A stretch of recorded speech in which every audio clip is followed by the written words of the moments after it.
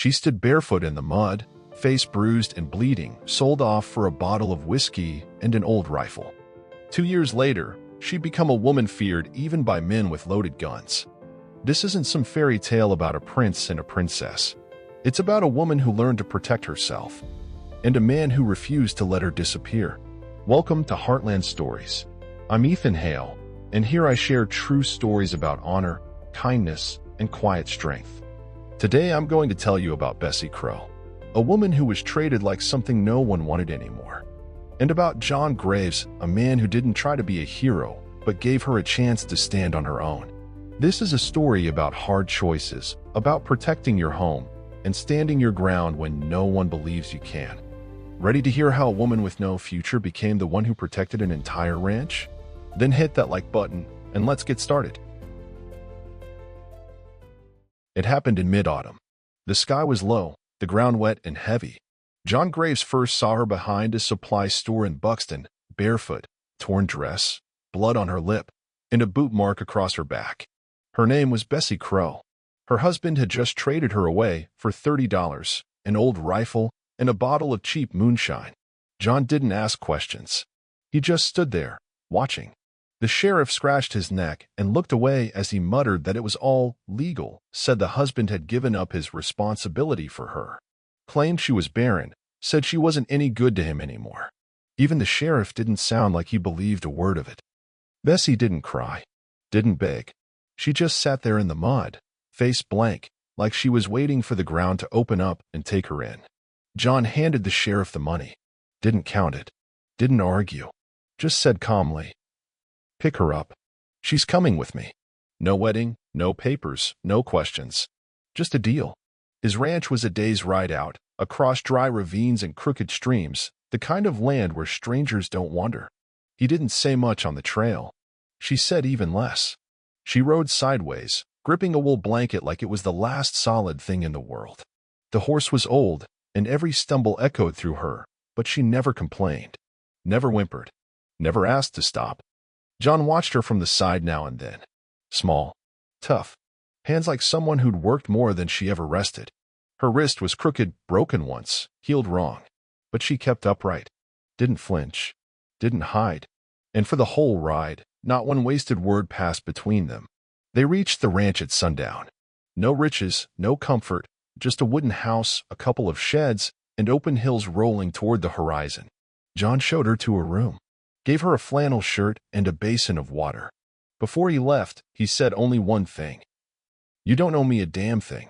There's nothing here to work off." She looked at him like she didn't quite believe it, like she was waiting for the catch. The only thing she managed to say, voice hoarse from silence. "Thank you." It wasn't from tears. It was just a voice that hadn't been used in too long. The first month on the ranch passed in quiet. Bessie barely stepped outside. She swept the floors even when they were clean, washed dishes that hadn't been touched, did everything like each task held danger if left undone. She never asked questions, and John never pushed, but he noticed the small changes. She stopped limping, stopped flinching at sudden sounds. She left the curtains open now, though she still stood by the window, long and quiet, staring at the hills like someone might come out of them. John worked like always, feeding stock, fixing fences, tending to horses. He never gave her instructions, never tried to talk more than needed. Every evening, he left a mug of tea on the stove. Every morning, he left firewood by her door. There wasn't pity in any of it, just a quiet kind of respect, the kind that gives someone space when they need it most. One day, John noticed her step out onto the porch. She just stood there for a moment, arms wrapped around herself, then quietly went back inside. She didn't say a word, but still, it meant something. Little by little, her movements changed. More sure. The fear that had once filled the house was gone. John caught her watching him sometimes, while he worked out in the barn, her eyes resting on his shoulders, thoughtful. But still, she didn't speak much. And yet, the silence between them held more meaning than most conversations ever could. John understood. Starting over isn't about furniture or walls. It's about learning to believe that tomorrow might actually be safe. He didn't push. Not for words, not for trust. He just stayed close. And over time, that started to mean something. Winter hit hard. The cold sank deep into the ground, and the wind off the hills could cut through a man's coat like a blade. Snow didn't fall in flakes, it came down like knives. The ranch got quiet, like a house left empty. But inside, something was starting to change. Bessie no longer hid in her room. She got up early, just like John. Made strong tea, kept the stove burning. She didn't ask what needed doing, she just found it and did it. The floors stayed swept, the meals were plain but hot. Sometimes she'd sit and sew, her fingers moving slow and careful, like each stitch was pulling her back together. One morning, she stood on the porch longer than usual. John noticed her looking out toward the barns, not afraid, just thoughtful, like she was weighing something, like she was trying to decide if she was ready. That afternoon, he was cleaning out a stall. Shirt soaked, hands deep in mud and hay. He heard her behind him quiet steps. She stood in the doorway, straight-backed, calm. Then she said it. "I can help. I'm not broken." He didn't argue, just handed her the pitchfork. And they worked side by side. No small talk, no explanations, just two people doing a job. When the sun dropped behind the hill and the air turned sharp with cold, she smiled. Just once. That night, she ate more than usual. John sat with a cup of coffee, watching her from the corner of his eye. She moved different now, lighter, steadier. Then she asked, "Why'd you take me?" He looked down into his mug, thinking. He could have lied, but didn't. "Because what he did to you." He stopped there, just shook his head. It wasn't right. She didn't answer, but her shoulders eased, like a weight had finally let go. John said, "You can stay, as long as you want." She nodded. "I'll earn it." He didn't correct her. He let her hold on to the belief she needed, because he knew trust doesn't grow out of words. It grows in silence, when someone simply stays. Spring came slow. First, the crunch of snow under boots faded. Then a warm breeze drifted in from the west. The ground still held the cold, but the air had changed. Not freedom just yet, but direction. Bessie started stepping out more often. She didn't ask. She just did. Helped John haul feed, fix fences, clean out the stables. Her hands were blistered, her clothes always dusty, but with each chore she seemed to reclaim a little more of herself. Like her body was becoming hers again, piece by piece. One day, John asked if she wanted to learn how to shoot. She stared at the rifle like it was something she'd once run from. But she took it, held it tight. The first shot was shaky, her hands trembled. But she fired again, and again, then wiped her forehead with the back of her hand and said, "Again." John didn't say a word, just reloaded the chamber. Some nights, she couldn't sleep. He'd hear her pacing barefoot across the floor, stopping at the window, listening. Once, he found her curled up near the hay in the barn, shivering not from the cold outside, but something colder inside. He didn't speak, just sat down next to her, waited. After a while, her breathing steadied. Then, in a quiet voice, she said, "You were right. There's no one out there anymore." He nodded. "It's over. You're here now. And it's different." She didn't answer right away, but when she did, her voice had weight. "I believe that." It wasn't just a reply. It was a step, not away from fear, but toward choice. One morning, just after the sun had crested the hills, they sat across from each other at the kitchen table. Steam from their coffee rose between them. Bessie didn't look away. She held his gaze calm, steady. And John felt something shift in his chest. Not sharply, not painfully. More like a quiet release, a tension he hadn't even known was there. She wasn't smiling, but her eyes were warm. No fear, no flinching. And that meant more than anything she could have said. He took a sip of coffee, unsure what words would even matter, and realizing, maybe none did. The silence between them wasn't empty anymore. It held trust. "You ever think about leaving this place?" she asked, her voice low. He looked up. Didn't even need to think. "I used to. Not anymore." She nodded. And just before standing, her fingers brushed his hand. Maybe on accident. Maybe not. She didn't pull away right away. And he didn't move. He just looked at her, like that simple touch said everything that didn't need saying. It wasn't a kiss. There were no big speeches. But from that morning on, everything felt different. She no longer braced for collapse. He no longer felt alone.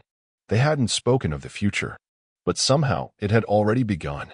The past came back loud, drunk, angry, and reeking of whiskey. It happened one evening. John was getting ready to fix the fence after a strong wind had rolled through, and Bessie sat on the porch rail, staring out toward town. She knew. She felt it before she heard it. Her old husband had stumbled into Buxton, dead drunk, waving a crumpled, yellowed piece of paper like it was a deed. He bragged in the saloon, loud and slurring, about how he once traded his useless wife for a rifle and a bottle, how he never regretted it, and how now he'd come to take back what was his. He waved that scrap like it meant something, like it gave him rights. The sheriff stayed quiet. Men in the saloon turned their eyes to the floor. Nobody stood between him and his poison. John heard about it half an hour later. One of the ranch hands ran up, pale as a sheet. He's in town, asking for her. When John got back to the house, Bessie was already sitting still, hands clasped, ice cold. You want me to go deal with him? He asked. She didn't answer right away, then shook her head. No, I'll do it. John pressed his lips together. He knew that tone, so he didn't argue. Then I'll ride with you, just in case. They rode into town together, but once they reached the saloon, Bessie stopped. I go in alone, she said. John stayed by the door. He didn't interfere. The place was noisy, but when she stepped through the door, it went dead quiet. Her ex sat at the bar, ranting at the bartender. He turned, saw her, squinted, took a moment to realize who she was. Well, I'll be damned, he muttered. All cleaned up. Missed me? She didn't answer. Just walked toward him. He stood, wobbling, and pulled a knife from his boot. You're still mine, he growled. Paper don't lie. You gave me up, she said calmly. Signed it yourself. You sold me. That means you got nothing left. Then she showed the revolver. Didn't point it. Just let him see that she could. Try and touch me again, and you'll find out what nothing really feels like. He staggered back, dropped onto a stool, cursing under his breath. No one stood up for him. She turned to John. Let's go. They walked out without a word. Snow had started falling, heavy, slow flakes. John rode beside her, glancing over now and then. You all right? She thought for a moment, then nodded. Yeah, I think I am. That night, for the first time, she left her bedroom door slightly open. Not wide, just enough. And that was more than enough. Snow still clung to the shaded edges of the land, but the soil had started to breathe again, damp, soft, ready. The air grew gentler. Even the crows above the hills didn't sound so harsh anymore. After Bessie faced her past, face to face, something in her shifted. Not all at once. More like ice cracking quietly from the inside. She didn't avoid people anymore, but she didn't chase them either. In town, she walked beside John steady, calm. She didn't nod. She didn't smile. But she never lowered her eyes. Folks who used to whisper about her now looked away first. Back at the ranch, she knew every inch of the place. Handled the livestock without needing to ask. Checked the barn, tracked the feed. When one of the younger hands tried to cut corners, she noticed and fixed it without a fuss. John saw how they started treating her differently. Not with praise, not with noise, but with quiet respect. The kind that matters more. Sometimes she still stood by the window. Not out of fear. Out of thought. In the evenings, she'd sit on the porch with a mug of herbal tea, staring out across the land. When John joined her, she didn't move away. Do you feel safe here? He asked one night, watching the hills. I feel alive, she said. Just that. They sat in silence after that. But it wasn't a silence filled with weight anymore.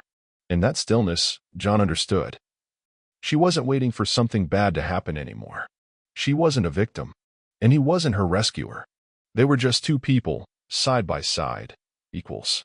And from that moment on, fear had no place left to hide. The fire came at night. Not loud. Not all at once. First came the smell, sharp, acrid. Then a soft orange glow at the northern edge of the pasture. John woke when the dogs barked short and sharp. Bessie was already at the window, barefoot in her shirt, lantern in hand. Something's burning, she said. No panic. Just fact. Within minutes, they were both on horseback. They rode fast.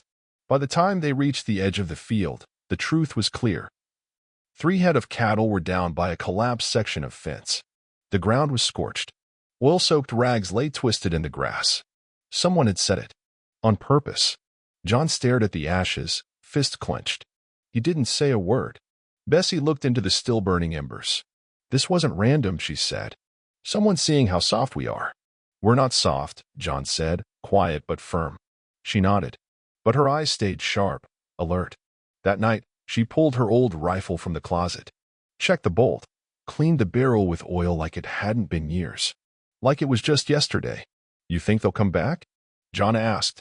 I think this is just the beginning, she said. And if they're expecting me to scare easy, let them try.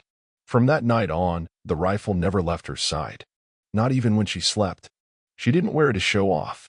She kept it close like a part of herself. John didn't argue. He already knew if Bessie was becoming that woman again. It wasn't out of revenge. It was for protection, and that meant he'd be right there beside her. A few days had passed since the fire. The north pastures still smoldered, and the air reeked of burnt wood and spoiled fat. John stood at the broken fence line, fists clenched tight. Bessie held a charred scrap of cloth in her hand. Someone had set that fire on purpose. There was no doubt about it. This wasn't random, she said quietly. Someone's trying to scare us. Or push us out. Who? John asked. She looked straight at him. Him. My ex. He won't let it go. When I left, he laughed. When I didn't come back, he got mean. Now that I'm doing better without him, this is payback. John gave a slow nod. He'd known men like that. I'm riding to Masonville, she said. He's from there. Still got some friends in town. I'll find someone who's heard something. I'll come with you. No, she said, shaking her head. This is mine to settle. He thinks he can break me again. I need to show him he's wrong. She rode out the next morning. Rifle, knife, plain clothes. She knew exactly where to go. Around the town stables in Masonville, the same men still lingered. Folks who used to drink and gamble with her ex. That's where she found one of them, guy they called Sharp. He recognized her instantly, but didn't act surprised. Heard you're at Grace's place now. Real grass under your feet. Huh? Who set that fire? She asked flat. Sharp hesitated, looked around. Wasn't me. I didn't light anything. But your ex has been shooting his mouth off. Says he can still take you back. Only now he's got someone backing him. Name's Judson Waite. Big landowner north of you. Waite used to graze cattle where the river shifted during the flood. Now the land drains into Graves' side. He says John stole it. And you? He calls you the disgrace, standing in the way of getting it back. Bessie's face didn't change. Where is he? Waite? He ain't hiding. He pays others to do the dirty work. Keeps his hands clean. Bessie turned without another word. If he sends anyone else, I won't be talking. I'll be answering. Bessie returned at sundown. Her boots were dusty, her coat smelled of smoke, but her step was steady. John was waiting on the porch. She dismounted, walked over without a word, eyes calm but locked in. You find out what you needed? He asked. She nodded, then pulled a square of thick fabric from her pocket. Stitched letters in the corner. J.W. Judson Waite, John said. The name landed like a hammer. Waite, a rich landowner from the north. People said he already owned half the county and wanted the rest. To him, power mattered more than work. And women?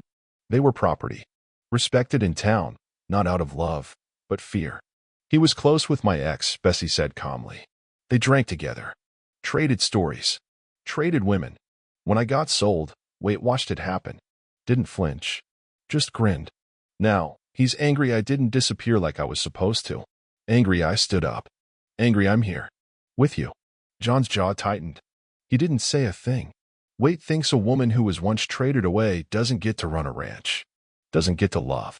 Doesn't get to live better than he says she should. He sent those men. He lit that fire. It's all him. So what now? John asked softly. I'm not leaving, Bessie said. He needs to understand. I was never his. And I never will be. Now they knew his name. But this wasn't just about land anymore. It was personal. And John knew there'd be no going back. The next evening, they sat at the kitchen table. Neither said a word. The room smelled like coffee and damp wool. Outside, the moon carved silver edges across the barn roof. John unfolded a map. Bessie laid down the scrap of cloth with Waite's initials. If we don't act, she said quietly, he'll come again. He will, John nodded. He's got power. Money. Men. But we've got land. And we know every trail, every ditch, every bend. She pointed to a curve in the river. Come spring, Water runs straight through this dam. If we break it, his lower fields will flood. He'll lose time. Feed. Hundreds of acres. That's war, John said. It already started, Bessie replied. We just haven't fired yet. They saddled up that night. No speeches. No second-guessing. John packed 2 sticks of dynamite. Bessie brought rope, the map, and her father's old army stopwatch. By dawn, they reached the dam. Low fog clung to the ground like it was hiding their steps. They moved fast. Bessie placed the charges. John set the timer. Then they climbed the ridge and waited. The explosion was sharp, not loud. But the river burst through with a roar, ripping past fences, cutting deep through Judson Waite's land, like it was taking his breath with it. Now he knows we're not scared, Bessie said. And we're not going anywhere, John added. By morning, folks in Buxton were already talking. Some saw the smoke. Others heard the blast. By noon, a rider from Waite's ranch showed up. Stopped just outside the gate. John walked out to meet him. You looking for war? The rider asked. John adjusted his hat. No, but if it comes, we'll be the ones who finish it. The rider turned and left. But now it was official. The war had begun. Everything changed at the ranch after that. Morning chores stayed the same, but now there were drills.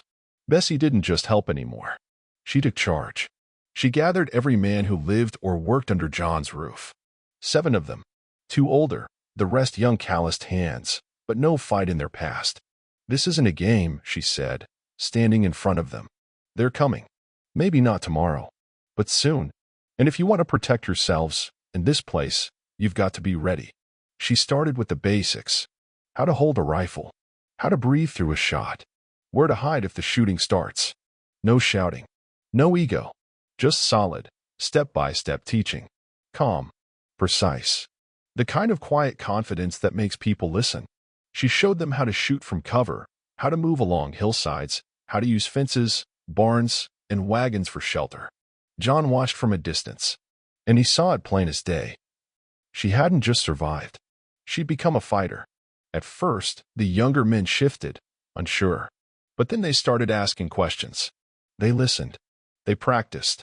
Even the old-timers nodded in approval. At night, when everyone turned in, Bessie walked back to the house in silence, tired, focused. One evening, John said, "You're doing a damn good job." "I don't have a choice," she answered. "This isn't about war. It's about making sure we stay alive." He nodded. Didn't say more. He didn't have to. He understood exactly what she meant. It happened near sundown. The day had been quiet. Still, a dry wind rolled across the pastures. Dogs dozed by the barn. John was fixing a fence. Bessie was sorting sacks of grain inside. And then, a sharp crack, like silence itself, had snapped in 2. A bullet clipped the weather vane off the roof. Metal clanged against the dirt. The dogs went wild. Everyone froze. "Sniper," Bessie said flatly, already running out of the barn. "South slope. Above the creek." She grabbed her rifle and didn't look back. John followed. They knew that land like the backs of their hands. Across the creek, up the side path, flanking around to where the brush offered perfect cover for a shot. They moved fast and quiet. Bessie took the lead. She spotted him first, a glint of metal in the brush. One breath. One shot. The man jerked back and dropped. His rifle slipped from his hands. "He's not local," she said, staring at the body. "But this is just the beginning." John said nothing. She wasn't shaking, wasn't rushing. She checked the mag, reloaded. Steady as ever. "He wasn't acting alone," Bessie added. "He was sent to test us." And now they knew the next wave would hit harder. 2 days after the shot, dust rose over the hills. John spotted it first, a group on horseback. They counted fast. 20 men, armed, moving in formation. At the front rode Judson Waite. They stopped just outside rifle range. Waite rode ahead. Clean clothes. Calm face. But his eyes burned with anger. John walked out to meet him. Bessie stood on the porch, rifle strapped to her back. "You're harboring a woman who was sold," Waite began. "That deal was legal.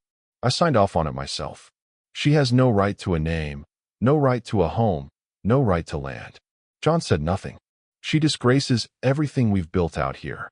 You took another man's woman and let her run things like nothing ever happened." Bessie stepped forward. You were there when they traded me for a bottle. You said nothing. You wanted me gone. That's how it was supposed to be, Waite replied. You were erased.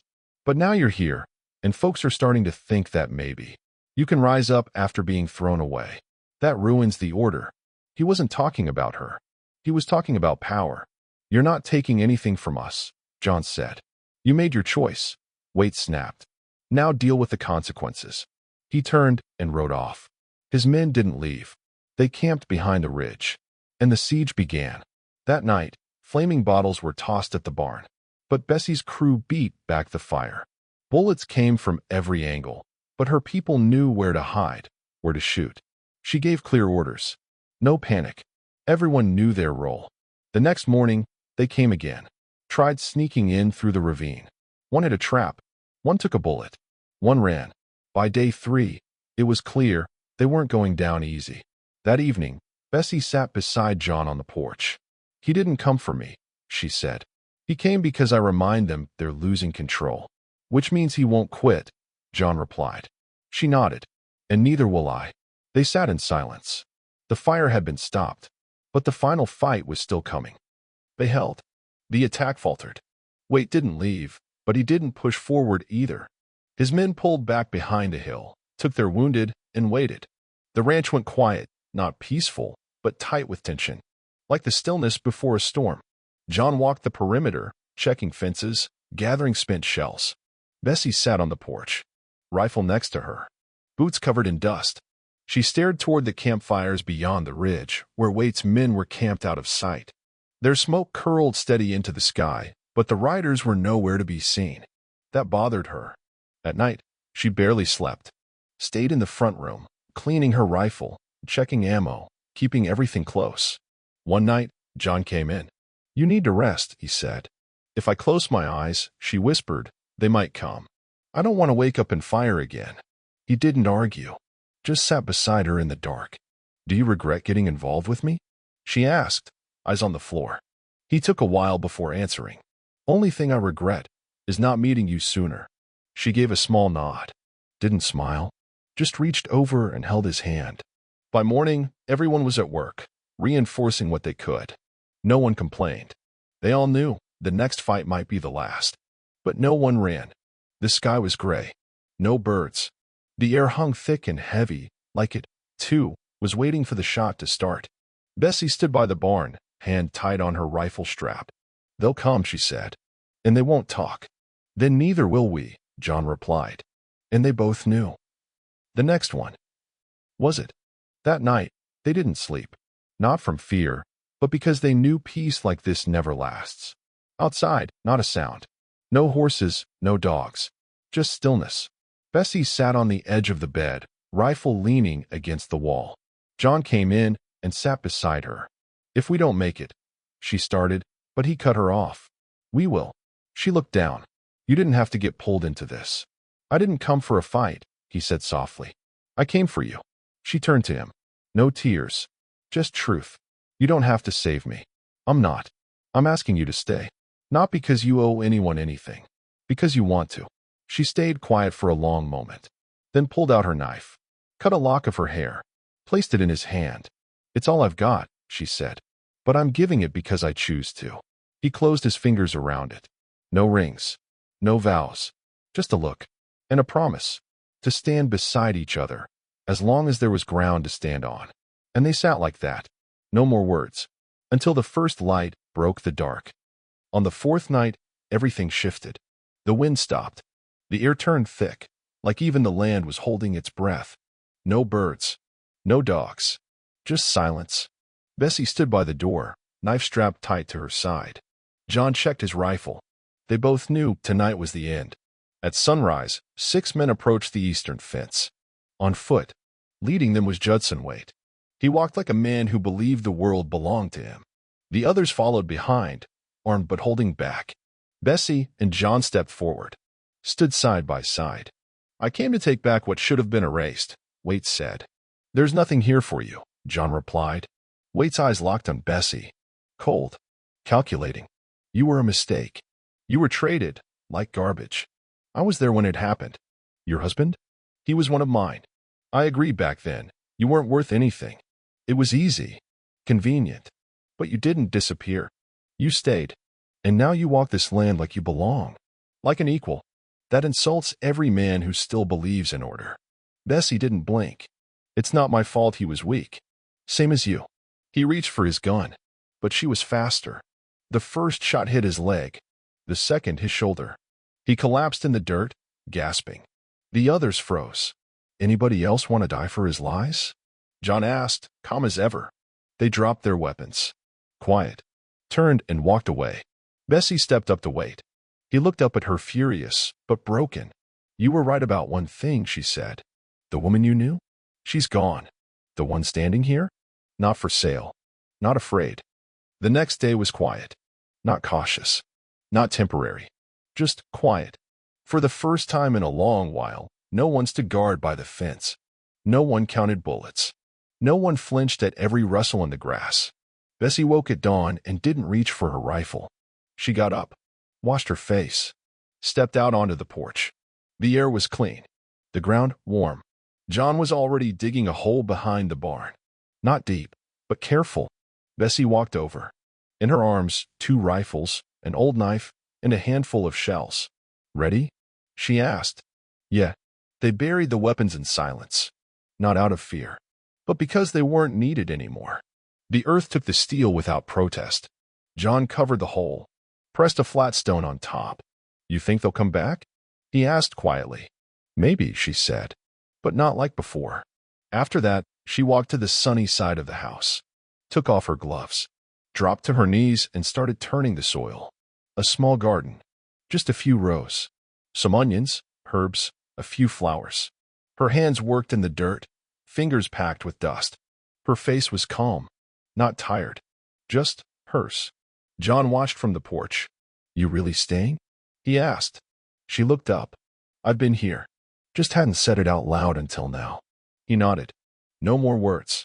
Then sat beside her. Helped plant. Passed the water jug.